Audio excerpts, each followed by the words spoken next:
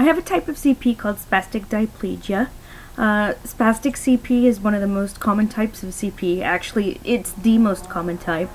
98% of people with cerebral palsy have a spastic type. And what spastic diplegia means is that it's two limbs on opposite sides of the body affected. I would say 99.9% of the time it's legs. I know a lot of people with palsy, and I've never met someone with spastic diplegia in the arms.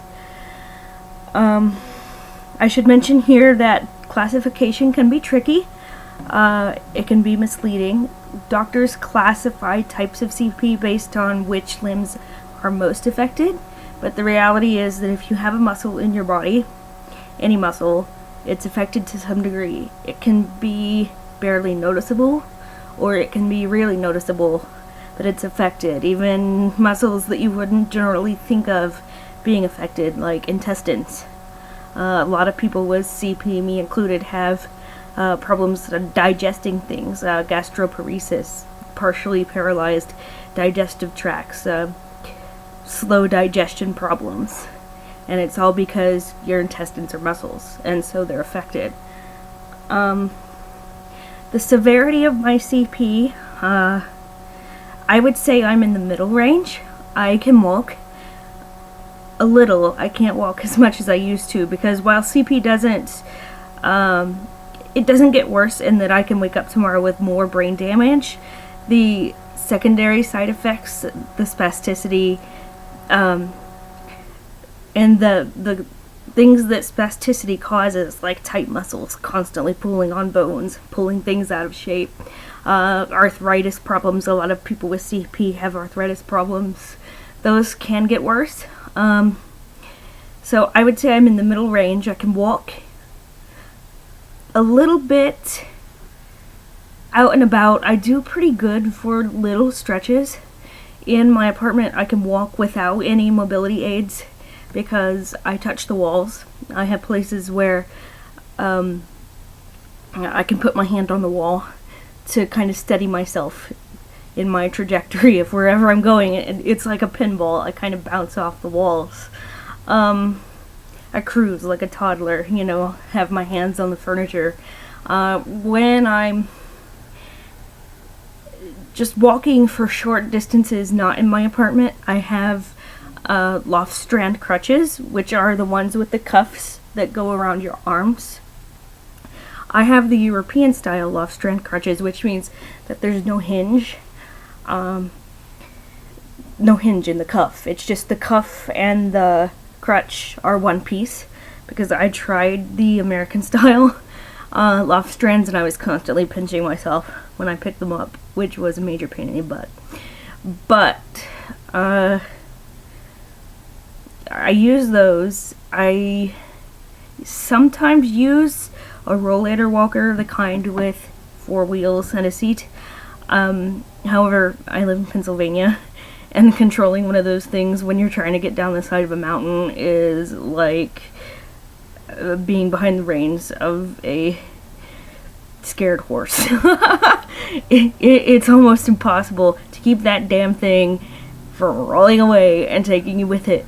So I usually use the crutches most often.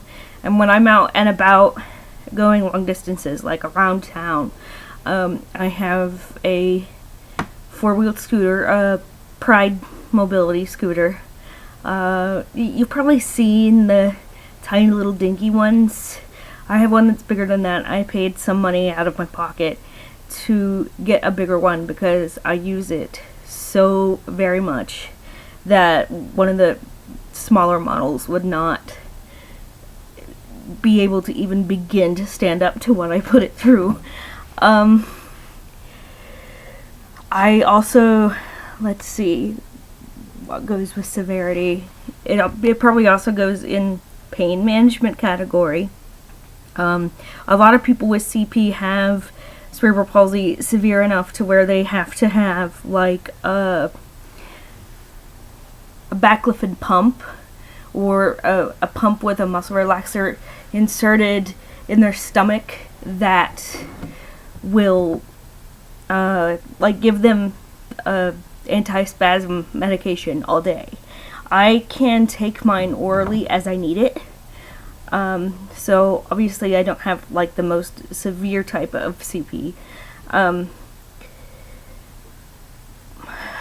Let's see. It's kind of difficult to sit here and talk to the camera and watch yourself because I'm on my webcam, so I can see myself, and it's a bit weird. Daily life with CP is difficult.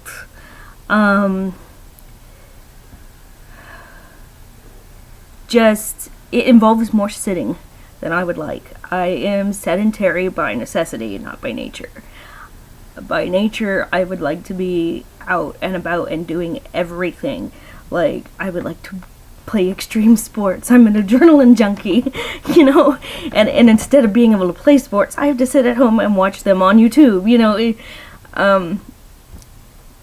It definitely involves more being sedentary than I would like, and it involves more pain than anyone would like. A lot of people with cerebral palsy have chronic pain issues simply because of the tightness of your muscles all the time, and because of there's a lot of bone deformities in people with CP. There's a lot of contractures that maybe they can be corrected and maybe they can't. There's a lot of scoliosis in people with CP, and I have scoliosis too, and so back pain is a big problem for me. Back pain is the Satan of chronic disability. When your back hurts, you don't want to do anything. When your back hurts, after a while, your entire self hurts.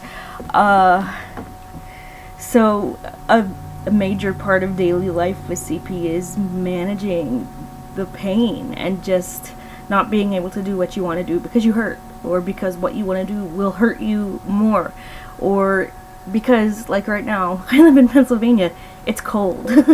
When it gets cold, people with CP have major problems. Like, we go outside and it's below freezing and we lock.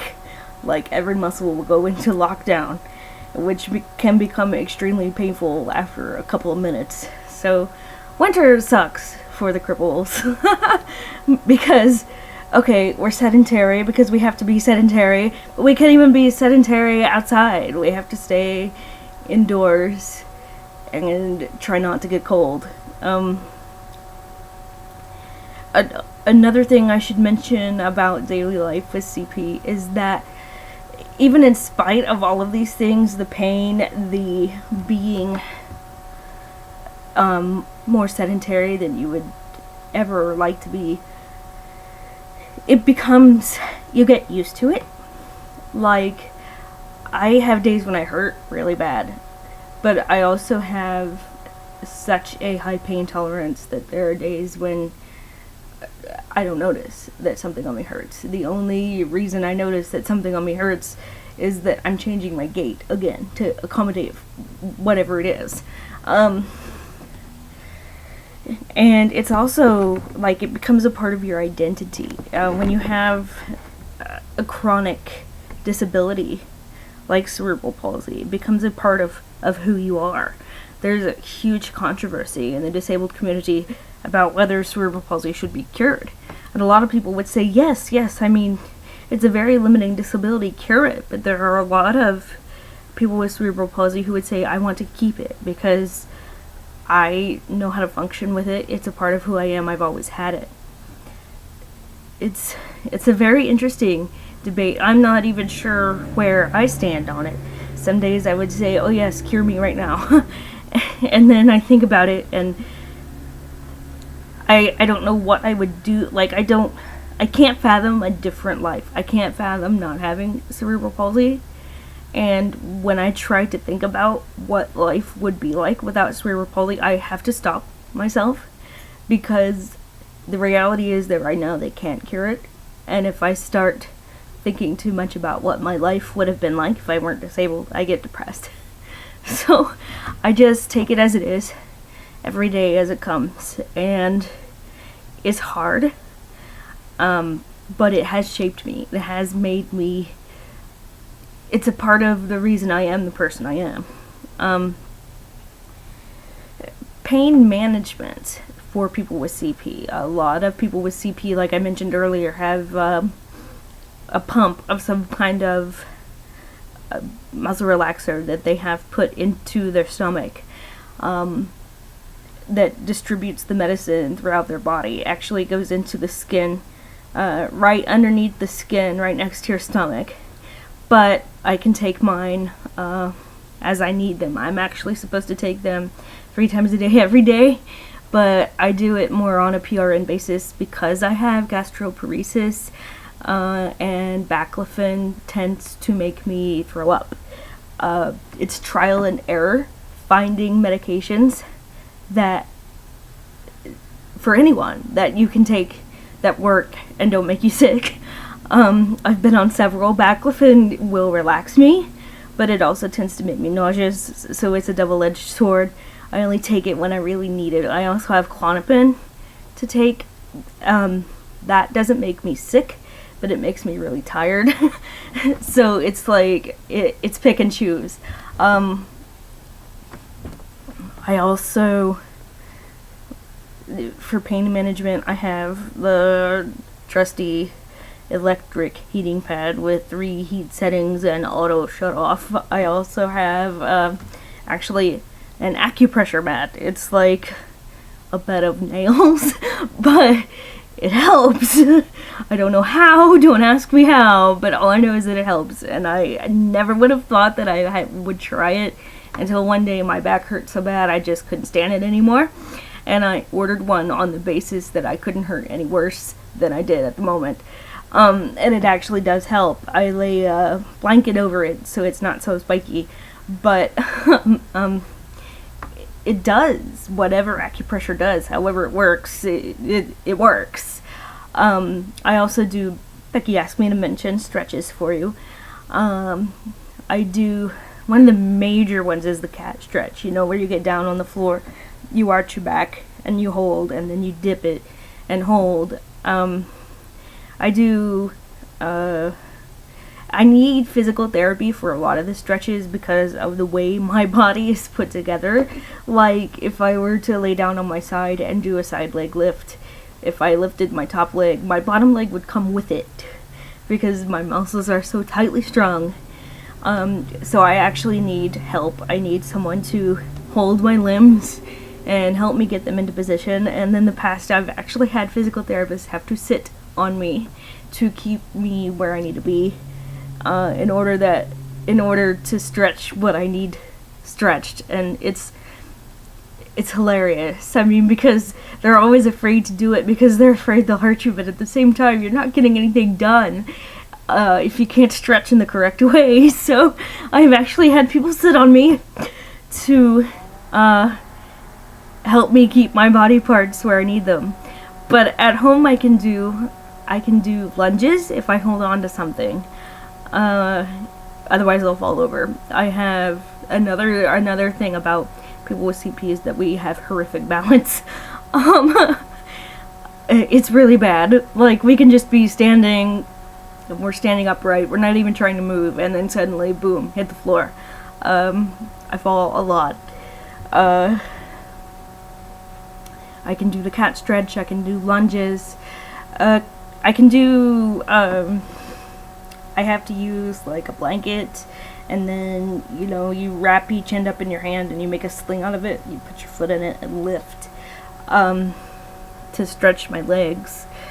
I can do those. And then there are just simple things like you get down on your knees and then sit on your haunches to stretch your hamstrings out, because one of my major problem areas is hamstrings and quadriceps. They hurt all the time. I can't stand as long as I would like because it's quads and hamstrings that bother me. I actually meant to say, you know, stretch your quads out and your hamstrings. When you sit like that, it's mainly quads, but my body is put together in such a way that I can feel it in my hamstrings too. And sometimes physical therapists think I'm weird. They don't know what to do with me. Like, you feel it there. It's supposed to be stretching here, but one of the major problem areas in people with CP is quadriceps, and that's why I can't stand as long as I would like, no matter how much I stretch my quads, no matter how much medicine I have in my system. My quads ache all the time. My quads hurt and my back hurts pretty much every day. That's pretty much the extent of things I can do at home by myself. Like I said, I need a lot of help with positioning, but I have tried light regimens of Tai Chi, which 10 minutes of Tai Chi can knock me out for 3 hours, but it does, in a long-term way, it does help. I have to move all the furniture when I do Tai Chi because I have horrible balance, and so I'm going to fall over at least once. But in terms of stretching and things that I do to manage pain, there is that. There's also the medication, and then there's also the more new agey type things. Like, let's not think about pain. Let's think about a beach in Tijuana, you know? Let's find a happy place. And a lot of times that happens at night, when you're trying to sleep and you just can't because you've taken your medicine and you've done your stretches, but you still hurt. Then you start going into mindful breathing and meditation and things like that for pain management. Let's see. Another major part of daily life with cerebral palsy, at least for me, is the prejudice I encounter being an overweight woman in a power scooter. A lot of people don't, I mean, my disability is rather obvious, but not so much when I'm sitting. Like, it's really rather obvious, but if you're just gonna glance and then make a judgment off of what you see immediately, you might not notice right away in that split second that I have a full body muscular disability.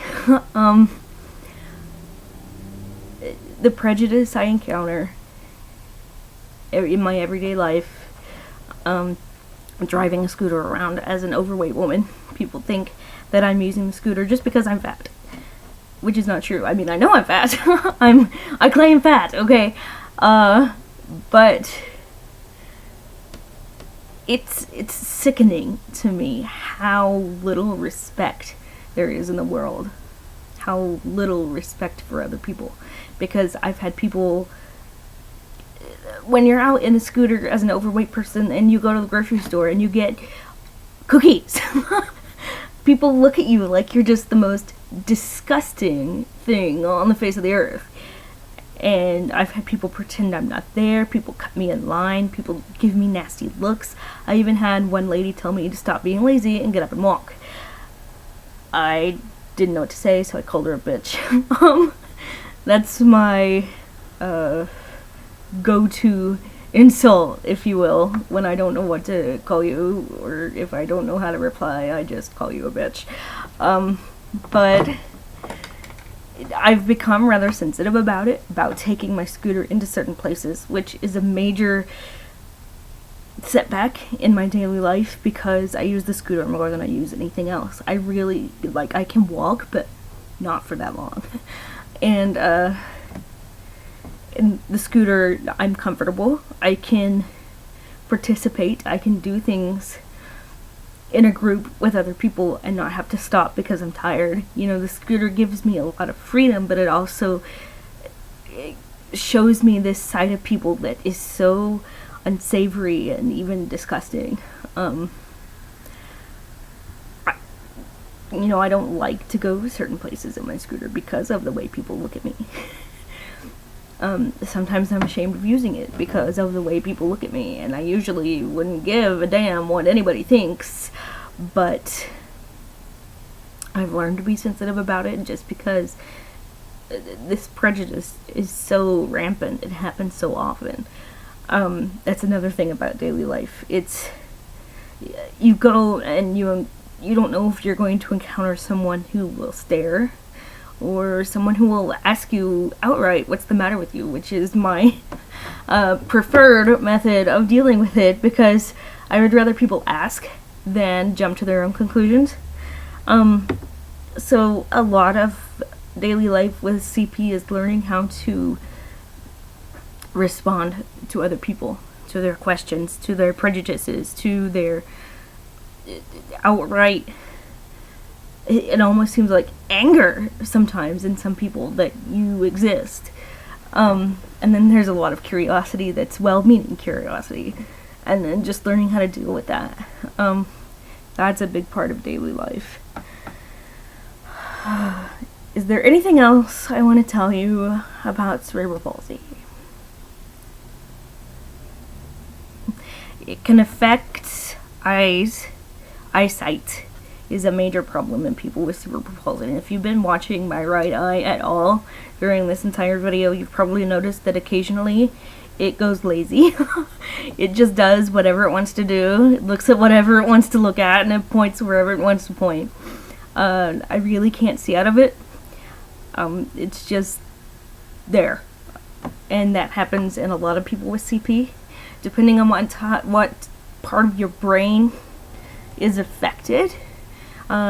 People have trouble with speech, with hearing, with, and there are different types of CP other than spastic, even though spastic is by far the majority type. There's ataxic and athetoid, where you can't keep control of your muscles, like constant spasm movements. Everyone with CP has spasms. They come in two major types, like tic spasms, like where they're over rather quickly, and then like sustained writhing spasms. And everyone with CP has them. I have them. That's when they get too horrible. I take baclofen. They tend to happen more in certain conditions, like when I'm cold or when I'm angry. Any major rush of emotion, angry, happy, sad, what have you, will cause people with cerebral palsy to have spasms. We just kind of spaz out, we call it. When we laugh, we have spasms. But, there are people with certain types of CP, their type is characterized by constant uncontrollable muscle movements, or by floppy hypotonic muscles. There are different types other than spastic, but spastic is like the major type. I think that's all that I want to tell you about CP. I'm sure there are more things, but I can't think of them right now, and I'm still oddly staring at myself in my webcam.